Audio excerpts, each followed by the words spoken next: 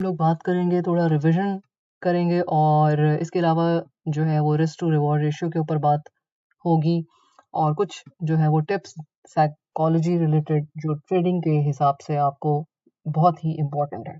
तो अब तक जितना भी आपको कवर करवाया है, वो अगर आपने पिछली वीडियोज़ नहीं देखी तो उसको ज़रूर देख लें, क्योंकि अब जो है ये सारा रिविज़न करके आपको आज जो है वो साइकोलॉजी टिप्स दे के और रिस्क टू रिवॉर्ड रेशियो बता के जो है आगे एंट्री मेथड्स वगैरह जो है वो आएँगे।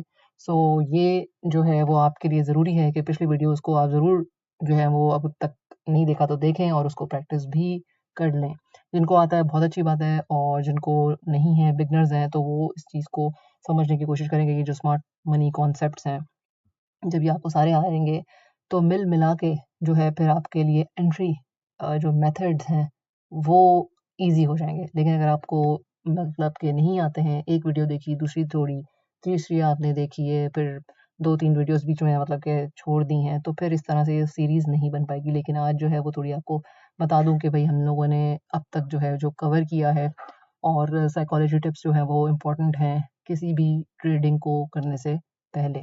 सो अब तक जो है वो आपने पढ़ा है कि जो इम्पोर्टेंट चीज़ें हैं वो जस्ट लाइक कि आप इन वर्ड्स को याद रखें या अपने कोई बना लें।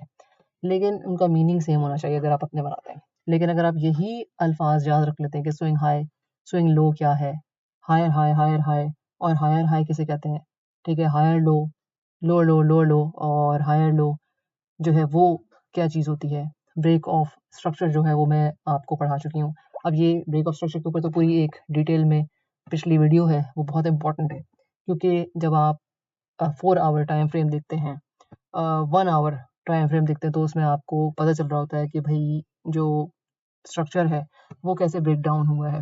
सो इसमें इम्पोर्टेंट इसी वज़ह से है कि अगर हम इसको देखें कि मार्केट के अंदर ऑब्वियसली मार्केट या तो अप जाती है या डाउन जाती है या साइडवेज़ होती है। इन तीनों में से ही कोई जो है वो एक्टिविटी या एक्शन जो है वो मार्केट लेती है। अब अगर आप इस चीज़ को देखें कि भई आपने आइडेंटिफ़ाई किया कि ये अप ट्रेंड के अंदर या अप ट्रेंड का मतलब यानी कि मार्केट जो है वो ऊपर जा रही है। ऊपर जा रही है तो ऑब्वियसली ऊपर जाने का मतलब क्या है? सिंपल बेसिक जो अल्फ़ाज़ में मतलब है इसका वो ये है कि हायर हाइज़ जो है वो बनाते हुए जा रही है। हायर लो बनाते हुए जा रही है। इसका सिंपल मतलब अप ट्रेंड का ये है। और डाउन ट्रेंड का मतलब जो है वो आपको नज़र आ रहा है कि जब ब्रेक ऑफ स्ट्रक्चर हुआ इस अप ट्रेंड का हायर हाई बनाते हुए जारी है। जब मार्केट ने नेक्स्ट जो है वो हायर हाई नहीं बनाया, हायर लो जो है वो भी नहीं बनाया, तो फिर जो मार्केट जो अपना स्ट्रक्चर चेंज करती है, जो शिफ्ट करती है, उसको आप ब्रेक ऑफ स्ट्रक्चर आप कह लें, ठीक है? उसको आप जो है वो एमएसएस अगर आपने बहुत स्पेसिफिक करना है तो इम्पोर्टेंट है कि आप जो है वो वर्ड्स एमएसएस यानी कि मार्केट स्ट्रक्चर शिफ्ट कहलाता है। मेनली जो ब्रेक ऑफ स्ट्रक्चर और मार्केट स्ट्रक्चर शिफ्ट है उसका डिफरेंस भी मैंने उस वीडियो में आपको बताया है। और ये है कि अगर हर चीज़ को दोबारा से करेंगे तो फिर वो मुश्किल हो जाएगा और वीडियो बहुत लंबी हो जाएगी। सो जो पहले वीडियोज़ हैं वो बहुत इम्पोर्टेंट है। ब्रेक ऑफ स्ट्रक्चर और मार्केट स्ट्रक्चर शिफ्ट जो है वो आप ज़रूर देख लें। ठीक है, अब अगर ये इस वक़्त हम कहें कि भई ब्रेक ऑफ स्ट्रक्चर हुआ और जो है वो फर्दर हायर हाई नहीं बना है और जो है वो अब मार्केट अगर हम देखते हैं कि एक ट्रेंड में है और इस वक़्त जो है वो इस वक़्त जो इन्होंने 4 आवरली टाइम फ्रेम के अंदर जो है वो जा रही है और आप ये कह रहे हैं कि भई इस वक़्त यहाँ पे लोअर जो है वो डाउन ट्रेंड के अंदर। मेनली हम ये डिस्कस नहीं कर रहे हैं कि बीटीसी का अभी क्या हो रहा है, ये कोई मार्केट एनालिसिस नहीं कर रहे हैं, मैं आपको टीच कर रही हूँ उस वक़्त। तो उस चीज़ को आप ज़हन में रखें कि बीटीसी के साथ अभी हो रहा है, मैं उसकी बात नहीं कर रही। मैं आपको मार्केट अपडेट नहीं, मैं आपको जो है वो पढ़ा रही हूँ, up trend, down trend, break of structure, market structure shift, ये मैंने आपको पढ़ा दिया है। एफवीजी क्या होता है, कैसे बनता है, इसकी इम्पोर्टेंस क्या है, ये बहुत ज़रूरी है। और जो है वो मिटिगेशन ब्लॉक क्या चीज़ है, ठीक है? और बीबी जिसे आप ब्रेकर ब्लॉक कहते हैं, ऑर्डर ब्लॉक क्या चीज़ है, ये मैंने आपको बता दिया है। और लिक्विडेशन जो लास्ट वीडियो थी उसमें लिक्विडेशन स्वीप ये बहुत इम्पोर्टेंट कॉन्सेप्ट्स हैं, नहीं आते तो इसको ज़रूर देख लें, ठीक है? इसके साथ-साथ जो इम्पोर्टेंट चीज़ है, वो लिक्विडेशन स्वीप जो है आप उसकी प्रैक्टिस करें कि क्या यहाँ पे जो आपको नज़र आ रहे हैं ये विक लगा है, तो क्या अगर हम यहाँ पे एक क्वेश्चन मैं आपके लिए छोड़ के जा रही हूँ, अगर आपने पिछली वीडियोज़ देखी हैं, तो इसको आप जो है वो ज़रूर आंसर कर सकेंगे।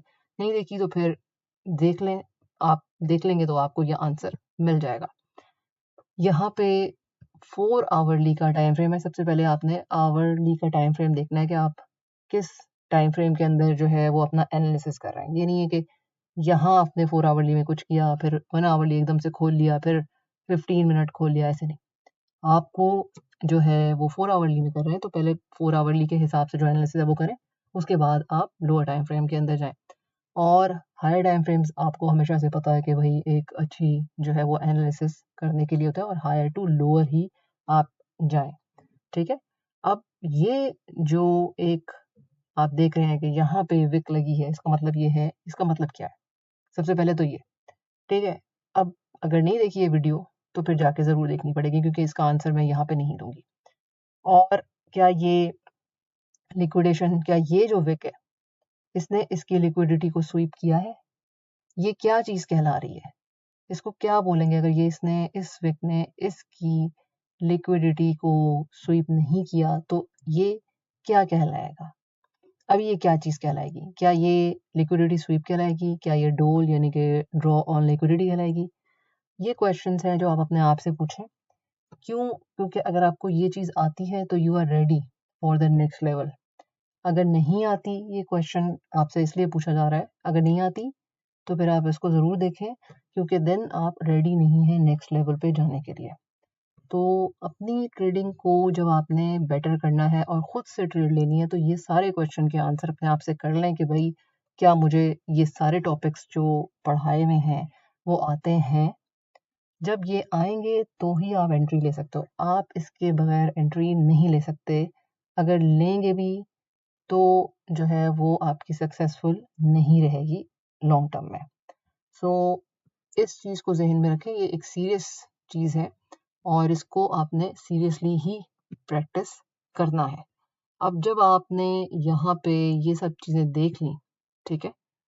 तो आपको आज जो है वो ये सारी चीज़ें बताने का मकसद ये है कि जो अब नेक्स्ट आएगी वीडियो उसमें एंट्री मेथड जो है वो मेरा है देने का। आज जो है मैं आपको ये सारे कॉन्सेप्ट्स इसलिए पढ़ा रही हूँ, एक रिविज़न हो जाएगी और इम्पोर्टेंट चीज़ ये है कि मैं आपको जो है यहाँ पे बता रही हूँ कि आर टू आर क्योंकि कोई भी ट्रेड लेते हैं तो उसमें आपको रिस्क टू रिवॉर्ड रेशियो पता होना चाहिए। रिस्क टू रिवॉर्ड रेशियो जो है वो इसमें क्या है? इसमें जैसे लिखा हुआ है 1:1 का लिखा हुआ है, 1:5, 1:1.25 भी होती है, 1:2 भी होती है। तो जो बेटर होता है वो ये है कि इसका मतलब क्या है?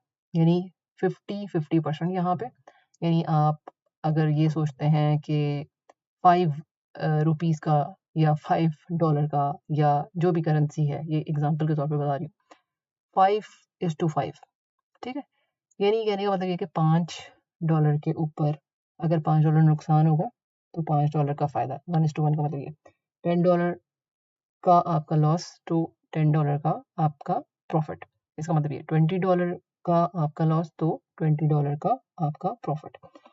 1 टू 1 का मतलब ये है कि इस तरह की ट्रेड जिसके अंदर आपका रिस्क 1:1 है, 50-50% है कि अगर आपको प्रॉफ़िट हुआ तो आपको जो है वो $10 मिल जाएँगे, अगर आपको लॉस हुआ तो $10 आपके लॉस हो जाएँगे। ठीक है? अब 1:5 का मतलब 1:5 का मतलब डेफ़िनेटली ये है कि $10 अगर आपका लॉस है, तो आपका $50 जो है वो प्रॉफ़िट है। ठीक है? इस तरीके से आपने इस चीज़ को ज़हन में रखना है और 1:5 कर लें, 1:2 कर लें, 1:1.5 कर लें, 1:1 कर लें। अब यहाँ पे जो मेनली है कि 1:1 स्कैल्पिंग के अंदर 1:5 बहुत अच्छा है। लेकिन जब आपका 1:1 हो जाए, ठीक है? और आपने जो है वो ट्रेड लगाई हुई है 1:5 की, 1:2 की लगाई हुई है। तो फिर आपको 1:1 पे जब आपकी ट्रेड आती है तो उसमें आप जो है वो पार्शियल प्रॉफ़िट या जो आपको लगता है कि ज़्यादा प्रॉफिट लेना है उसे बुक कर लें, और जो बाकी ट्रेड है उसको आप चलने दें। और अपना जो एसएल है, ठीक है, जो स्टॉप लॉस है, उसको ब्रेक इवन का मतलब ये होता है, ब्रेक इवन का मतलब ये है कि आप एंट्री के थोड़ा सा ऊपर रख लें, ठीक है, ज़रा सा ऊपर रख लें, यानी पॉजिटिव के अंदर, प्रॉफिट के अंदर, ताकि अगर ट्रेड आपकी वापस जाती भी है एंट्री की तरफ, ठीक है, प्रॉफिट हुआ, आपने बुक किया 50%, अगर ट्रेड वापस जाती भी है एंट्री की तरफ तो आपका जो एसएल है वो प्रॉफिट में या बिल्कुल मार्जिन के ऊपर जो है वो क्लोज हो जाए और आप लॉस में ना हो।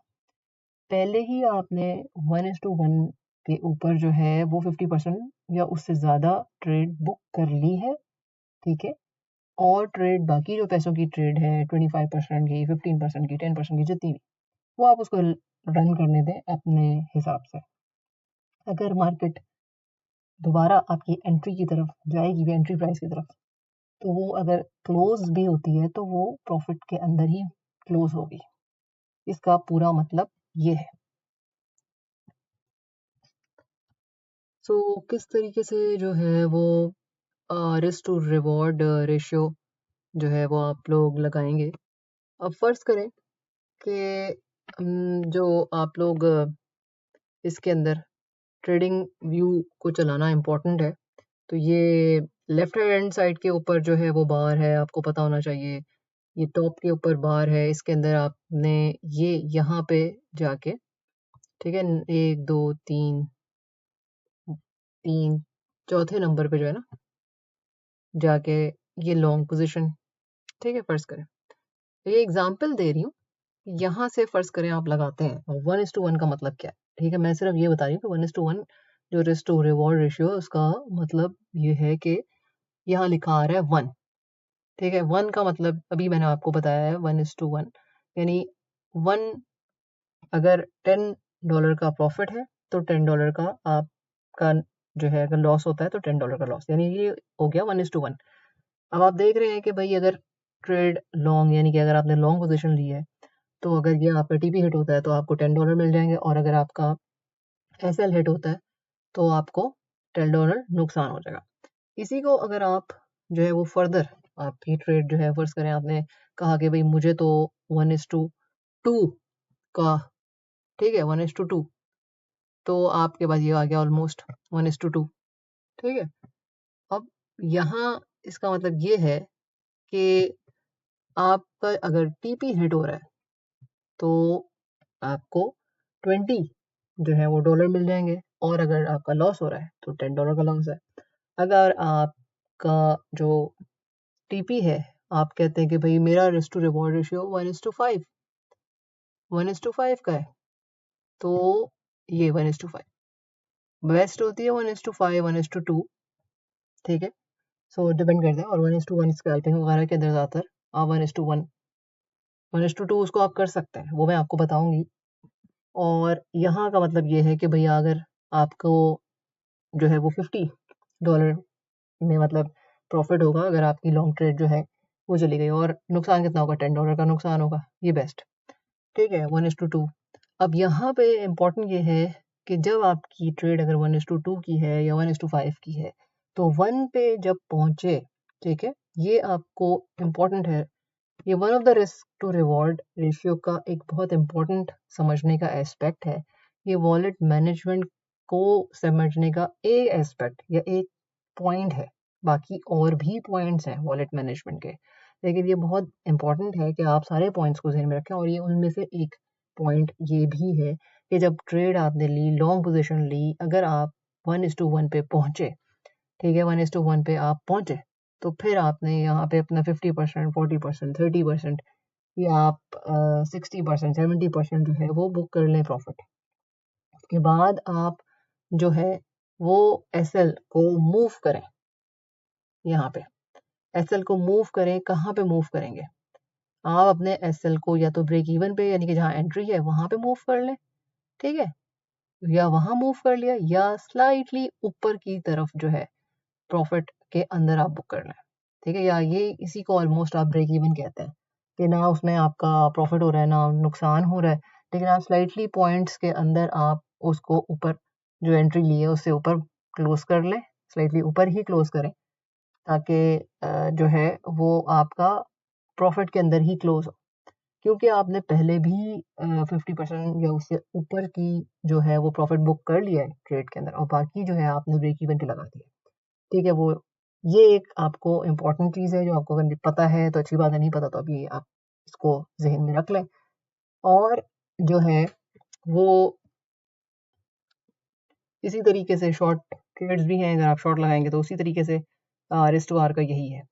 तो ये इम्पोर्टेंट चीज़ है जो आपको आनी चाहिए, लेकिन साइकोलॉजी टिप्स जो हैं वो इम्पोर्टेंट हैं, जो कि इम्पोर्टेंट वाली मैंने आपके सामने इस वक़्त कर रही हूँ। और डिटेल चाहेंगे आप तो और डिटेल भी इसके साथ हो सकती है।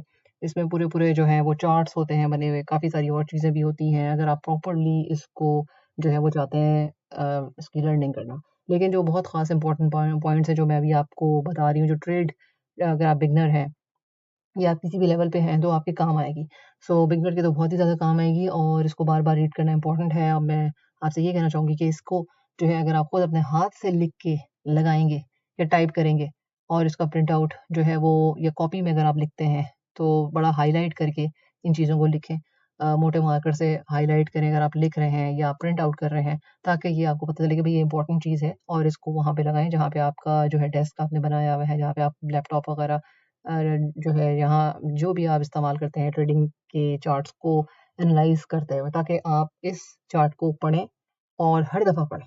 सबसे इम्पोर्टेंट बात है कि वो लगाएँ चार्ट कि जहाँ पे भी ये चार्ट आप लैपटॉप है, उसी के साथ में लगाएँ, ताकि आपकी नज़र उस पे पड़े। सबसे पहले साइकोलॉजी टिप्स के ऊपर, उसको आपने रोज़ रीड करना होता है, जब भी आप बैठेंगे ट्रेडिंग के लिए। नहीं बैठे तो नहीं आपने पढ़ी, लेकिन जिस दिन बैठेंगे उस दिन आपने एक नज़र इसके ऊपर डाल ली। आहिस्ता-आहिस्ता आपको पता चलेगा भई ये पॉइंट्स हैं। इसका बहुत ज़्यादा ख़ास जो है वो इम्पैक्ट होता है जब आप रोज़ पढ़ते हैं इस चीज़ को, ठीक है? इसमें से कुछ पॉइंट्स जो हैं वो इसी तरीके से मैं आपको बता देती हूँ कि सबसे पहले ये बात ये है कि भई उतना ही इन्वेस्ट करना है, जितना आप लूज़ कर दें तो आपको कोई प्रॉब्लम नहीं हो, ठीक है? ये एक्स्ट्रा मनी रखें, जितना लूज़ हो गया तो भई आपके माथे पे शिकन ना आए। दूसरी बात इसमें कि इमोशन नहीं होना चाहिए ट्रेड कि भई उफ़! ये क्या होगा? अ, आँसू निकल रहे हैं कि मेरे तो पैसे इसमें डूब रहे हैं या बहुत ही ज़्यादा खुशी हो रही है, ये दोनों चीज़ें नहीं। एक न्यूट्रल है, एक कैलकुलेटेड तरीके से चलना है। भई अगर हो गया इसमें प्रॉफ़िट तो अच्छी बात है, स्टॉप लॉस हो गया तो भी कोई इमोशन ऐसा नहीं होना चाहिए। हाँ, ये है कि दोनों चीज़ों में इम्पोर्टेंट ये कि अब अगर आपका टीपी हिट हुआ है, उसको आपने रजिस्टर करें, ठीक है? आप चाहे तो कोई चार्ट बना सकते हैं लैपटॉप के ऊपर कंप्यूटर यूज़ करते हुए, मैनुअल भी लिख सकते हैं, जो आपको सही लगे क्योंकि अब जो है वो मैनुअल से ज़्यादा लोग ऑब्वियसली जो है वो चेंज आ गया है। तो लैपटॉप वगैरह के ऊपर जो भी आप चार्ट बनाना चाहते हैं, कोई शीट बनाना चाहते हैं, वर्ड के ऊपर लिखना चाहते हैं, एक्सेल में लिखना चाहते हैं, ठीक है? और अगर ये नहीं तो फिर मैनुअल तो ज़रूर कर लें। अब इसमें अगर टीपी है तो क्यों हिट हुआ है, एसएल है तो भी क्यों हिट हुआ है, दोनों चीज़ें। सिर्फ ये नहीं है कि एसएल हिट हुआ है तो आप लिख रहे हैं, टीपी हिट हुआ तो आपने लिखा नहीं। आप इसमें बताएँ कि भई क्यों टीपी आपका हिट हुआ है, क्या वजह थी? और अगर एसएल हिट हुआ है तो क्या वजह थी? क्या आपने फोर्स ट्रेडिंग कर ली है? क्या रिवेंज ट्रेडिंग की है? क्या आप जो है वो बस ऐसे ही विदाउट सोचे समझे ट्रेड के अंदर चले गए हैं? सो कोई भी रीज़न हो सकता है, वो आप लिखें क्योंकि ये आपके बाद के लिए जो है वो काम आएगा। और इसमें इम्पोर्टेंट बात ये है कि अगर आप बिगिनर हैं, तो 100 ट्रेड्स जो हैं वो आप लें। 100 ट्रेड्स डेमो में आप लें, डेमो कहीं पर भी बनाएँ। अभी कोई भी एक्सचेंज है उसके भी डेमो वगैरह जो है उसमें अकाउंट्स होते हैं। डेमो बना के फिर उसमें करें और फिर आपको पता चलेगा कि इसमें जो है वो क्या है। और इसमें आपने अगर आपकी 80% ट्रेड्स जो हैं डेमो के अंदर प्रैक्टिस करते हुए हो गई हैं अच्छी, सही हो गई हैं, तो फिर आप रेडी हैं आप रियल ट्रेडिंग के लिए। सो ये आपके अपने प्रैक्टिस करने के लिए है, यानी इतनी प्रैक्टिस आपकी होनी चाहिए। और आखिर में जो मंथ के आखिर में आप देखें कि भई आपने 10 ट्रेड्स ली हैं, 15 ली हैं डेमो के ऊपर, तो उसमें 15 ली हैं, 20 ली हैं, जो भी जितनी भी ली हैं, 5 ली हैं, 6 ली हैं, 10 ली हैं। उसको आपने लिखना है और आपने वीकली या तो इवैल्यूएट कर लें, ठीक है, और मंथ में तो आपने इवैल्यूएट करना ही करना है कि भाई इतने में से कितनी ट्रेड्स आपकी जो है वो लॉस में गई हैं और उसका रीज़न क्या है वो आप देख रहे हैं। दूसरा ये कि आपने रिस्क टू रिवॉर्ड रेशियो को स्ट्रिक्टली फॉलो करना है और आपने अपने अंदर बिलीव रखना है कि बेयर मार्केट हो या बुल मार्केट हो, इससे आपको कोई फ़र्क नहीं पड़ता। आपका काम है पैसे बनाना, आपका काम है प्रॉफिटेबल ट्रेडर होना। ये इम्पोर्टेंट, बुल मार्केट है तो ही पैसे बनेंगे, बेयर मार्केट है तो नहीं बनेंगे, ऐसा कॉन्सेप्ट नहीं। आपने चार्ट्स को देखना है, आपने न्यूज़ को देखना है, आपने टेक्निक जो है अपनी उसको रिफाइन करना है, आपने लर्निंग को छोड़ना नहीं है, ठीक है। आपने चार्ट्स की लर्निंग को छोड़ना नहीं है, अपने आप को आपने इम्प्रूव करना है। ये कुछ ऐसी इम्पोर्टेंट चीज़ें हैं जिसको आप लिख लें और जो है वो आपने जो है प्रैक्टिस भी करनी है। सो ये सारी चीज़ें आपके साथ डिस्कस हो गई हैं। अब आप जो है वो इनको प्रैक्टिस करें। अब नेक्स्ट जो वीडियो है उसमें आपके साथ एंट्री मेथड जो है वो शेयर करेंगे। तो टिल देन अल्लाह हाफ़िज़।